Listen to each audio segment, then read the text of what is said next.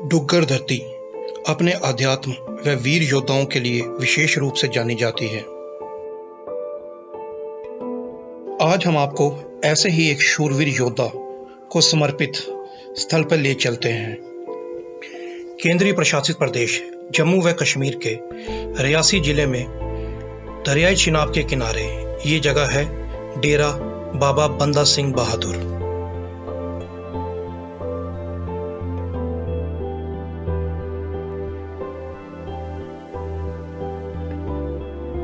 डेरा बाबा बंदा बहादुर समर्पित है उस शूरवीर संत योद्धा को जिसने धर्म और मातृभूमि की रक्षा के लिए अपना सर्वस्व न्यौछावर कर दिया।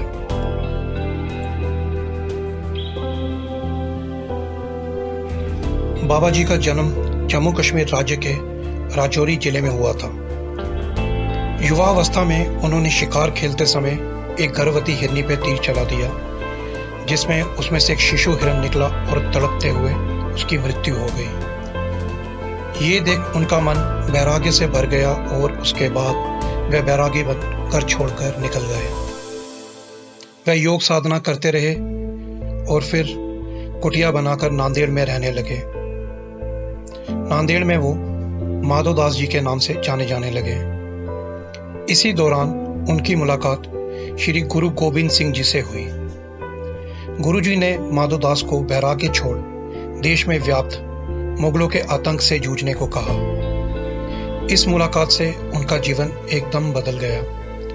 गुरुजी ने ही उन्हें बंदा बहादुर का नाम दिया। सन 1713 में बाबा जी पंजाब पर विजय पाने के बाद, सिख राज स्थापित करने के बाद, जैसे कि इतिहास में मिलता है कि 1710 में इन्होंने समाना, सढौरा और सरहंद ये इलाके विजय करके सिख राज स्थापित किया था। 1713 में बाबा जी यहाँ पहुँचे जहाँ पे आज हम बैठे हैं। ये सामने बेरी है, इसके नीचे बाबा जी ने अपना सामान रखा, आसन लगाए।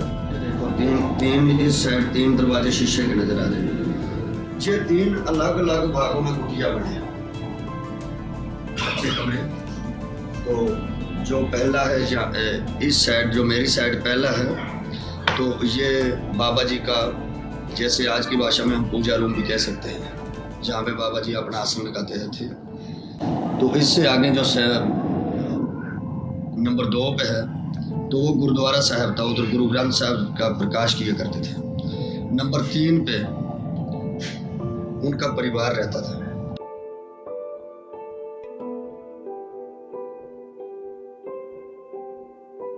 यही बताया जाता है कि जो एरिया इन्होंने जीता हुआ था, जिस पर विजय पाई थी, तो वो मुगल गवर्नमेंट उस पर दोबारा कब्जा कर रही थी। तो बाबा जी यहाँ से जाने लगे तो माता सुशील कौर जी की गोद में बेटा था, और जो माता साहिब कौर जी, तो ये गर्भवती थी, इसलिए इनको कहा गया कि आपने इस स्थान पर रहना है।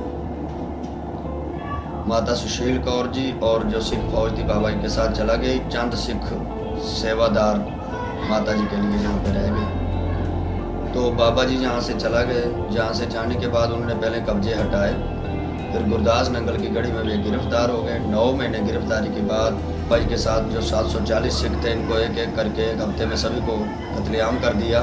फिर 9 जून 1716 को बाबा जी के साथ जो बाबा जी की पहली पत्नी से बच्चा था, उनका नाम बाबा अजय सिंह था, उनको पहले 9 जून 1716 वाले दिन उनको शहीद करके उनका तड़पता हुआ दिल बाबा जी के मुंह में डाला गया और उनकी आंतड़ियों का हार बाबा जी के गले में डाला गया। ये घटना 9 जून 1716 की है। तो उनको फिर उसके बाद बाबा जी की आंखें निकाली गई, हाथ पांव काट दिए गए और जमूरों से बाबा जी का मांस नोचा गया।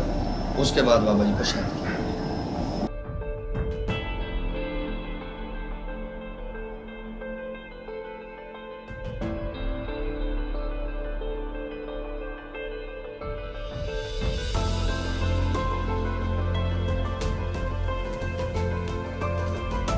ये निशान साहब है जो बाबा बंदा सिंह बहादुर जैसे 1713 में से 15 तक रहे, उसी समय में ये निशान साहब बाबा जी ने अपने हाथों लगाया है।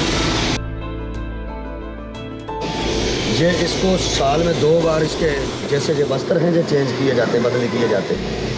और आज तक ये 1713 से लेकर अभी तक ये निशान साहब अडोल खड़ा है। ये और बेरी साहब है, इसके साथ आज भी फल लगता है जैसे आम दरख्तों के साथ लगता है। और बाबा जी की अस्थियाँ भी यहाँ पे हैं। वो गागर है और उस गागर के ऊपर दुशाला बांधा है। बाबा जी के शहीदिस्तान से दस्तार मिली थी, जो दस्तार सिख धर्म में पगड़ी को कहा जाता है, तो वो मिली थी, तो वो बांधी हुई है उस कलश पे, तो उसको हार पहनाया है, तो वो यहाँ पे शोभित है। अस्थियाँ भी हैं बाबा जी की। और एक पुराना गुरु ग्रंथ साहब का स्वरूप है जिसको हम दिखा नहीं सकते, काफ़ी वृद्ध हो गया है, तो इस करके उसको हम प्रकाश नहीं करते। तो बाबा जी के मुबारक शस्त्र भी हैं यहाँ पे, जिनके साथ उन्होंने जंगें की है। वो सिर्फ के सिर्फ उनकी फिक्स डेट है बैसाखी वाले दिन वो संगत को दर्शन कराए जाते हैं आगे पीछे। तो उसके बाद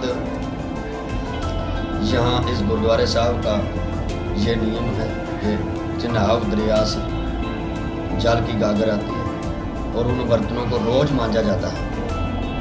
उसके बाद फिर उनमें ताज़ा जल रखा जाता है जिसको हम चरणामृत भी कह सकते हैं। तो संगत के लिए फिर बाकी गड़बियाँ खाली या बेरी साहब को ही जल दे देते हैं हम। एक गड़बी भर के हम संगत के लिए रख देते हैं, जो भी श्रद्धालु आए तो उसको चरणामृत समझ कर ग्रहण